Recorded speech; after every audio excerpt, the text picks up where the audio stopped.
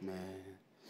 요즘 참 날씨가 좋고 좀 바람도 구름도 꽃들도 하나님을 찬양하고 있는 것 같아서 밖에 이렇게 걸어 다니다가 보면은 더 마음이 이렇게 무릇하고 굉장히 별로 감성적이지 못한 제가 때로는 감성적인 남자가 되는 것 같습니다. 그 만물을 보면서도 역시 하나님의 섭리가 거기에 깃들여 있잖아요. 그래서 야, 하나님이 이런 미물까지도 이런 들풀까지도 이렇게 아끼고 사랑하시는 거구나. 하물며 저와 여러분은 하나님께서 얼마나 사랑하실까, 이렇게 우수에 빠져보곤 합니다. 자, 새벽을 깨우는 특별히 여러분들에게 하나님의 은혜의 꽃이, 이 생명의 꽃이, 영적인 꽃이 더욱더 이렇게 만개하시기를 축복합니다. 오늘 우리는 이제 고린도후서 2장 말씀을 통해서 아픔 속에서도 피어나는 용서와 사랑, 그리고 우리의 삶의 진정한 향기에 대해서 그 은혜를 나누고 싶습니다. 어렸을 때 돌아보면 우리 모두는 부모님의 사랑과 또 책망 속에서 자랐습니다. 부모님이 우리를 훈계하고 또 때로는 매를 때리실 때에는 부모님의 마음이 좋았을까? 결코 그렇지 않았을 것이다 생각해 봅니다. 때로는 근데 억울할 때가 있었죠. 왜 엄마 아빠는 도대체 나만 가지고 그러시는지 이해가 되지 않을 때가 있었어요. 그래서 막 울었을 때가 있었는데, 그런데 이제 시간이 흐르고 장성하고 철이 들어보니까 어떻습니까? 나도 이제 부모가 돼서 자녀를 키우고 아이들을 양육하고 기르다 보니까 그 사랑의 깊이를, 그 사랑의 매를, 그 속에 감춰 있는 의미를 조금씩 우리가 깨달을 때가 있지요. 야, 내 엄마 아버지도 그때 이런 마음이었겠구나. 간혹 문득 이렇게 밤에 생각에 잠기곤 하는데 목소리가 그리울 때가 있죠. 그 책망이 때로는 그리워서 눈물이 핑 돌 때가 우리는 있습니다. 그렇죠? 이제는 아는 겁니다.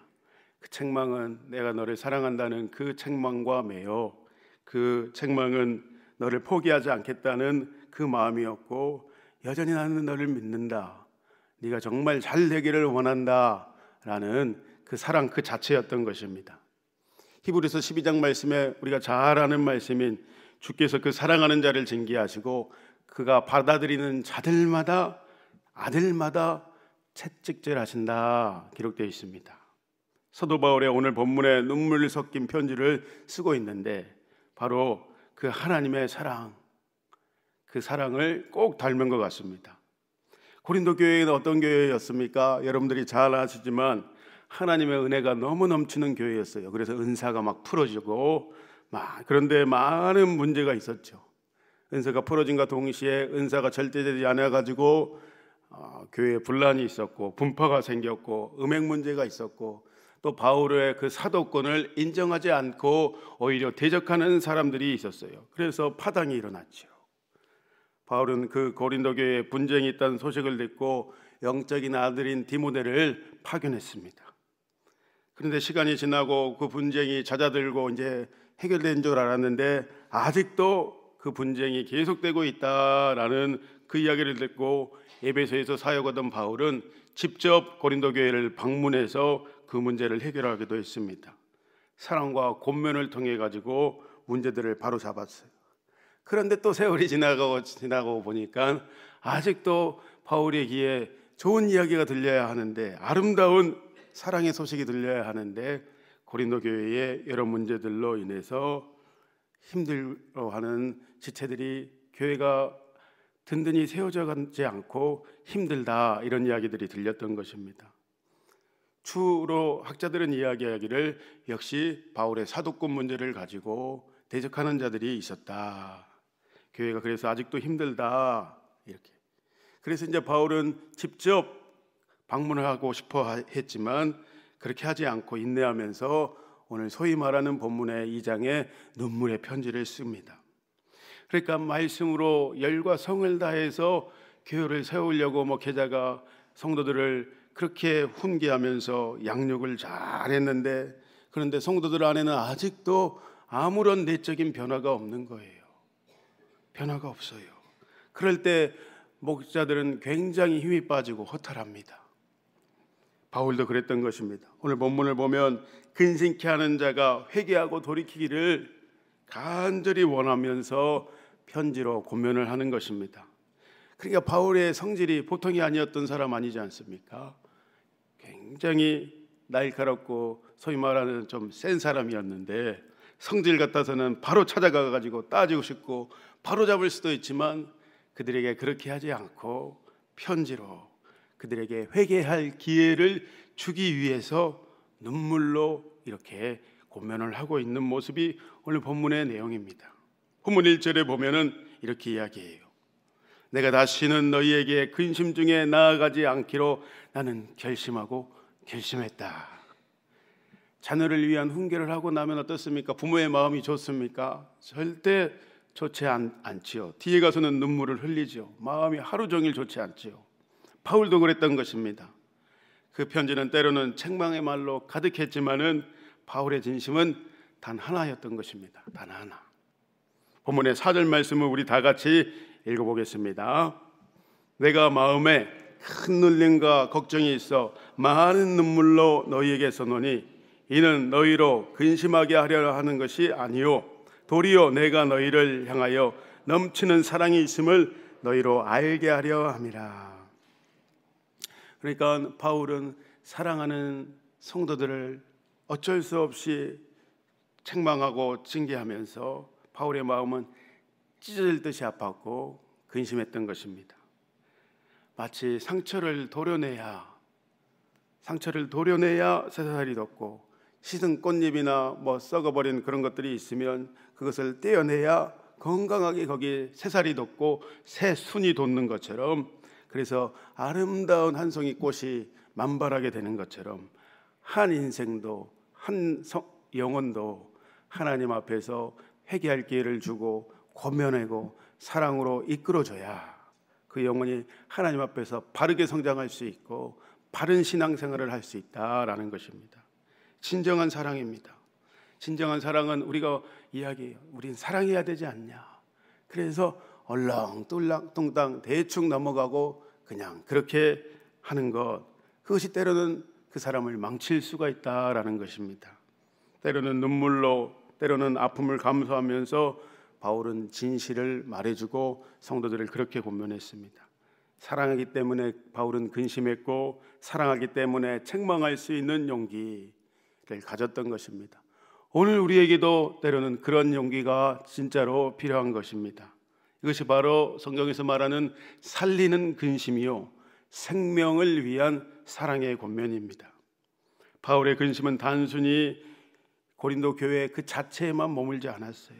주님이 한 영혼을 천하보다 귀하게 여기듯이 바울도 그 범죄한 사람, 그 한 사람의 회복에 관심이 있는 모습이 오늘 본문에는 그려져 있습니다.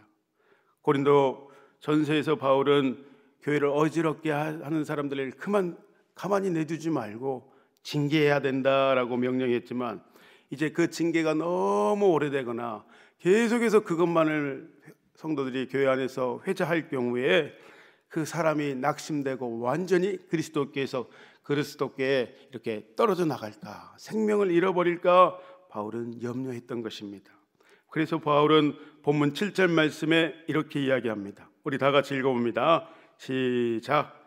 그런즉 너희는 차라리 그를 용서하고 위로할 것이니. 바울은 그랬습니다. 한 영혼을 세심하게 살피는 목자의 마음이 여기에 담겨져 있습니다. 징계의 목적은 그러면 우리가 깨달아 알아야 하는 거예요.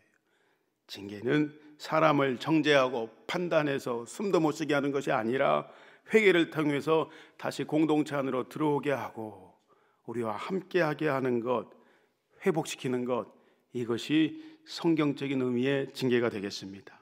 회개한 자에게 용서가 뒤따르지 않으면 본문 11절에 말하면 이렇게 돼 있죠.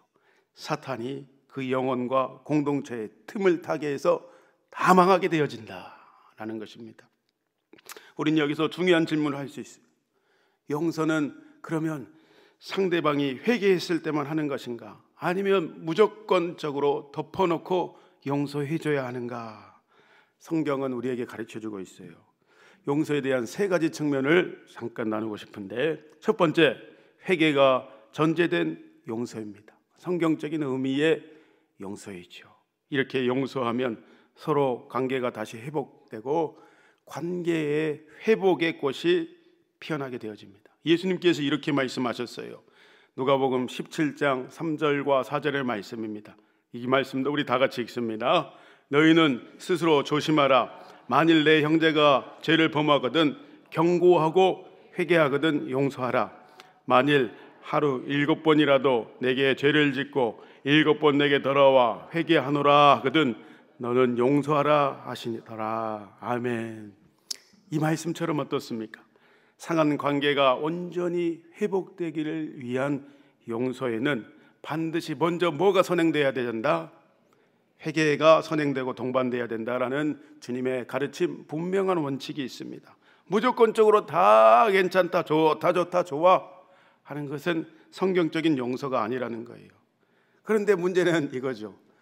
서로 이제 문제가 있고 교회 공동체 안에 또 우리가 사회생활을 하면서 어려움이 있을 때 다 우리는 어떻습니까? 문제는 부부간의 관계에서도 다 네가 문제고 나는 아무 문제가 없어. 다 대부분 이렇게 하죠. 다 상대방을 원망하고 질책하죠. 그러면 이제 뭐 해결될 기미가 없는 겁니다. 우리 객관적으로 내 자신을 또한 살펴볼 줄 알아야 돼요. 이 상처 입은 이 줄기에서 이 진액이 흘러나오잖아요. 근데 그것이 아물어지고 회복될 때 비로소 거기에 아름다운 꽃이 피어나는 것처럼 진정한 용서와 회복은 회개라는 과정을 통해서 반드시 이루어진다는 것을 주님도 우리에게 가르쳐주고 있습니다. 하나님과의 관계도 그러하잖아요. 그리고 사람과의 관계도 그 원리와 근본은 똑같다라는 것입니다. 하나님께서 어떻습니까? 나 자신을 보십시오. 우리 날마다 회개할 것이 있지 않습니까? 우리의 자범죄로 인해서.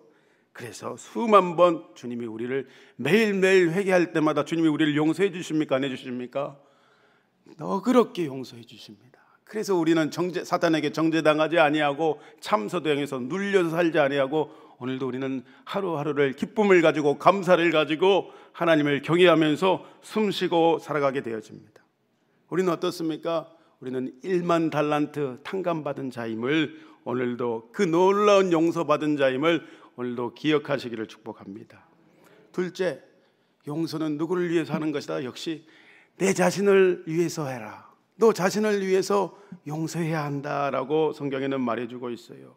그러니까 빨리 누군가와 감정이 틀어졌다, 밉다, 그럴 때에는 그들을 미워하는 감정을 빨리 내려놔라. 그래서 상대방의 반응에 상관없이 네 스스로는 그냥 그것을 내려놓고 무조건적인 마음의 용서를 하라라는 거예요. 꿍하고 있지 말아라. 제발 좀 꿍하고 그것을 마음에 담아두면 누구 손에다? 내 손에다 라고 주님은 말씀해 주고 있어요. 마태복음 18장에 예수님은 베드로에게 이렇게 말씀하셨어요. 7번뿐 아니라 7번에 70번까지라도 용서해라. 무한 용서를 너희는 해야 된다. 십자가 위에서 예수님은 어땠어요? 그들의 반응에 상관없이 십자가에 자기들 못 박은 자들을 위해서 주님은 아버지여 저들을 사하여 주십시오. 저들이 하는 그 죄악을 알지 못합니다. 회개도 하지도 않았는데 용서를 실현하셨어요. 무엇을 말합니까? 상대방의 회개 여부와 상관없이 여러분의 내 마음에는 그냥 거기에 신경 쓰지 말아야 된다. 그걸 왜 갖고 있느냐? 그것을 복수심을, 미움을 제발 내려놔라. 그것이 그리스도인의 마땅한 바다. 원수 같은 저 때문에 내가 마음이 상하면 됩니까? 안 됩니까? 제일 온 것은 빨리 그것을 하나님 앞에 의탁하는 거예요. 그냥 염려와 근심을 하나님 앞에 맡겨버리는 것이 가장 큰 지혜예요. 그것이 있으면 하나님께 우리가 나아갈 수 있습니까? 없습니까? 미움이 있으면 나아갈 수가 없어요. 내 손해라는 것을 깨닫고 쓰레기는 쓰레기통에 빨리 버려야 돼요. 쓰레기는 어디에? 쓰레기통에 우리의 묵은 감정과 상처와 아픔을 빨리 버려야 돼요. 이렇게 상담을 하고 신방을 하다 보면 목사님, 그 주사님에 대해서는 말도 꺼내지 마십시오 이렇게 하시는 분들이 계셔. 아주 그 사람 얼굴을 쳐다보기도 싫어요. 마음은 알겠는데 아주 지긋지긋합니다. 흥분하면서 어떤 사람은 막 부들부들 떠는 사람들이 있어요. 그렇게 할 필요가 없다라는 거예요. 하나님 앞에 그 감정을 좀 제발 좀 내어 맡기라. 또 어떤 경우 이런 경우도 있어요. 이제 막 상담하다가 이런 직장을 구하시는 분이 있었어요. 직장이 좋은 자리가 나가지고 그게 생각나가지고 추천해 줬는데 이렇게 예를 들면 고양시에 있었어요. 목사님, 저는 고양시에 안 좋은 기억이 너무 많아요. 그래서요, 저는 고향의 고자도 듣기도 싫어요. 목사님 너무 감사한데 저는 거기 절대 못 갑니다. 아니, 하나님 만났고 보라 이전 것은 지났으니 새 것이 되었다 주님 말씀하셨는데, 그렇게 고백하면서도 그거는 그거고 내 안에 상처와 트라우마는 나는 아직도 그건 나 잊지 못합니다. 그건 나 못 놔줍니다. 그거 꽉 들고 살아야 됩니다. 누구 손해입니까? 자기 손해예요. 그리고 하나님 손해입니다. 하나님 은혜 주고 하나님이 인도해 주려는데 하나님의 인도함을 거부해 보는 겁니다. 스스로 거부해 버려요. 그러면 가정과 공동체 안에도 손해가 되는 것이죠. 빨리 우리가 지혜로운 인생은 그 상처와 트라우마를 주님 앞에 내어 던져버리는 거예요. 그게 가장 지혜로운 인생인 줄 믿습니다. 그래야 마치 진흙 속에서 고고하게 연꽃이 피어나는 것처럼 환경과 상관없이 우리는 용서를 통해서 우리 자신의 내면에 하나님이 주시는 자유와 평강, 감사와 은혜, 이것을 놓치지 않고 우리 것이 되어서 충만한 은혜를 흘러보내는 자로 우리가 살아가게 되는 것입니다. 우리는 미움을 품을 권리가 없는 것입니다. 상대방의 회개 여부와 상관을 없이 여러분 자신을 위해서 미움과 복수심을 주님께 내어 던지고 맡기시기를 축복합니다. 셋째로 성경적인 용서, 이것은 공동체적인 용서를 바울은 오늘 본문에서도 이야기하고 있어요. 이 공동체적인 용서는 더 공동체가 든든히 세워져 나가게 하고 연합하게 합니다. 공동체가 한 단계 더 도약하게 하는 것입니다. 이 바울은 고린도 교회에서 징계받은 자를 회개했으니 이제는 용서하라고 오늘 본문에도 고면하고 있어요. 무슨 말입니까? 교회의 징계의 목적을 분명히 이해하고 이제 죄인 그가 용서를 구했으면 받아줘야 한다, 용납해야 한다, 용서해야 한다. 그럴 때 회복이 임하고 공동체 안으로 다시 그와 함께 우리가 같이 성장해서 그리스도 예수 안에서 함께 지어져 가야 된다. 앙상한 가지만 남아있던 나무에 이제 어떻습니까? 다시 새싹이 돋아나고 풍성한 열매가 맺어지듯이 풍성한 열매가 맺어지면 거기 안에 사람들이 깃드는 것입니다. 야, 이 교회는 사랑이 많은 공동체구나. 서로 정죄하고 판단하고 미워하게 되어지면 사단이 거기에 반드시 틈타는데 여기 공동체는 은혜뿐만 아니라 말씀만 좋을 뿐만 아니라 사랑이 차고 넘치는 공동체구나. 사단이 거기에 침투할 수 있을까요? 침투하지 못하는 것입니다. 이렇게 교회 전체의 건강함과 성숙의 열매가 맺혀지는 것이다. 그래서 용서는 우리 자신과 공동체 모두를 위한 연합의 성장의 꽃임을 오늘 바울은 본문을 통해서 우리에게도 가르쳐주고 있습니다. 바울은 오늘 본문에서 특별히 고린도 교회를 향해서 그의 근심이 어떻게 하나님께 오히려 감사로 바뀌게 되었는지 말하고 있어요. 디도를 만나서 고린도 교회 소식을 듣지 못해서 바울은 드로아에서 마게도냐로 가는 길목에 복음의 문이 활짝 열렸음에도 불구하고 마음의 평강을 잃어버릴 정도로 근심하고 있다. 본문 12절과 13절에는 그렇게 고백하고 있습니다. 아비의 마음으로 그렇게 고린도 교회를 품었던 바울입니다. 그 염려와 근심을 뒤로하고 바울이 잘하는 것은 신실함을 가지고 하나님께 대해서 나아가고 있습니다. 감사로 돌파하는 것입니다. 위기와 환난과 미움과 상처가 있을 때 그것을 뒤로하고 감사로 돌파하는 것입니다. 내 삶의 힘든 고비 가운데 하나님이 누구신지를 고백해야 됩니다. 미움이 있으면 이것을 잊어버리게 되어지는데 영적인 돌파가 내 안에 그럴 때 일어나는 것입니다. 바울은 본문 14절에 이렇게 고백합니다. 항상 우리를 그리스도 안에서 이기게 하시고 우리로 말미암아 각 처에서 그리스도를 아는 냄새를 나타내게 하시는 하나님께 감사합니다. 하나님 감사합니다. 여기서 이기게 하시고 라는 표현은 공동성경에 보니까 하나님께서 우리가 하나도 의가 없는데 그리스도의 그 놀라운 승리에 십자가로 이기신 그 개선 행렬에 우리를 참가시켜 주신다라는 의미가 있습니다. 그러니까 우리는 아무 공로 없는데 하나님 나라의 일에 참여하게 하신다. 첫 천국을 보장할 뿐만 아니라 이 땅을 살아가게 할 때에도 우리를 하나님께서 은혜 가운데서 불러가지고 너 이곳에 이 왕의 개선 행렬에 너 참여하라. 면류관을 씌워주시고 하나님의 천국이 우리 것이 되게 하셨고 하나님의 것이 곧 우리 것이 되게 하셨고 그 은혜로 우리를 꼽살이 껴준 겁니다. 꼽살이는 뭡니까? 자격이 안 되는 건데 우리를 꼽살이 끼워져 가지고 하나님 그 당당한 왕의 개선 행렬에 여러분을 이렇게 참가시켜 줬어요. 실제로 로마 시대에는 어떤지 아세요? 전쟁에서 이제 승리하고 오면은 그 장군을 위시해 가지고 당당하게 개선 행렬을 하지요. 그런데 그 뒤에 따르는 또 회중들과 막 박수를 치면서 와 하고 환호하는 사람들이 이 향을 피웠어요. 향. 그거는 원어의 의미로는 무엇을 말하냐면 그리스도의 행정 가운데서, 그러니까 이 승리의 행진 가운데서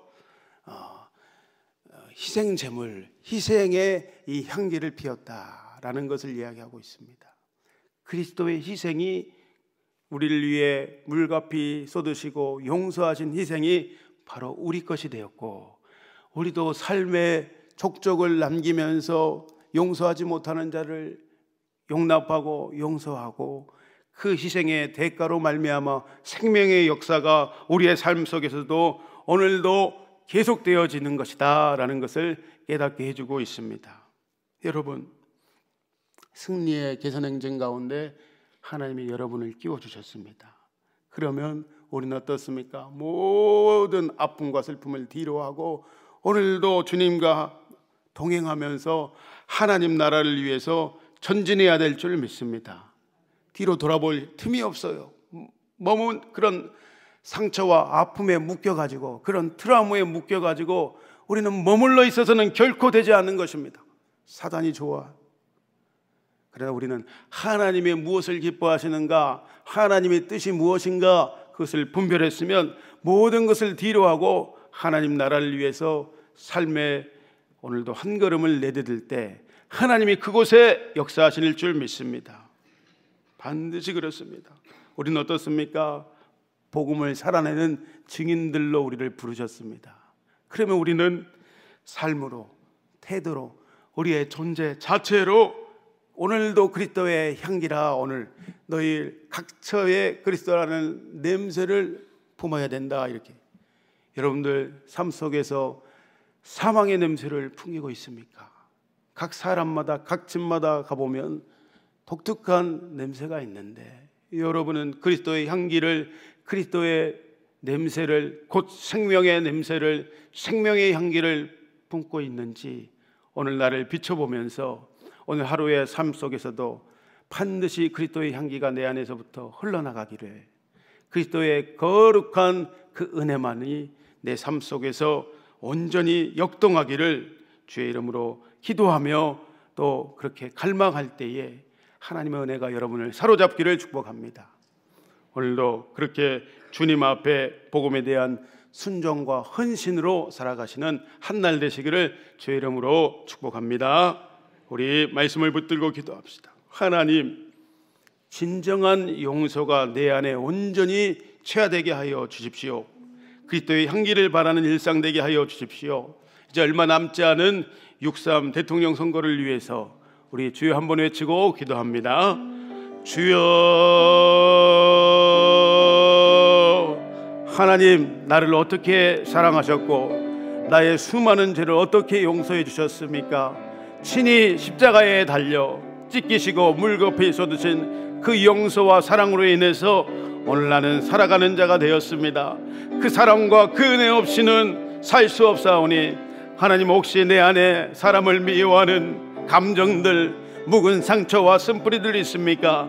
이제는 그것이 주님 안에서 온전히 해결되었다 주님 말씀하시니 주님 앞에 모든 묵은 상처와 쓴뿌리, 아픔과 고통을 내어 맡기기를 원합니다. 하나님, 그 방법을 배우기를 원합니다. 하나님, 우리를 의의 길로 생명의 길로 인도하실 때에 주님을 온전히 신뢰함으로 그 길 걸어갈 수 있도록 내 마음의 상처와 아픔, 쓴뿌리와 트라우마들 모두 주님 제거하시리라. 나를 회복시키고 수술시켜 주셔서 하나님 나라의 증인으로 온전하게 거룩한 향기 아버지 하나님 흘려보내는 나 되어줄 수 있도록, 우리의 삶 되어질 수 있도록 주님 우리를 가르치시고 지도하시고 인도하여 주십시오. 이 나라 아버지는 백척 간두 가운데 서 있는 것 같습니다. 6월 3일 대통령 선거 가운데 부디 하나님은 조금이라도 하나님 뜻에 맞는 자가 세워질 수 있도록 아버지 하나님, 주님께서 왕들을 세우시고 왕들을 폐하시는 줄 믿습니다. 대통령 선거 가운데 이 나라를 불쌍히 여겨주셔서 하나님 개입하여 주옵소서.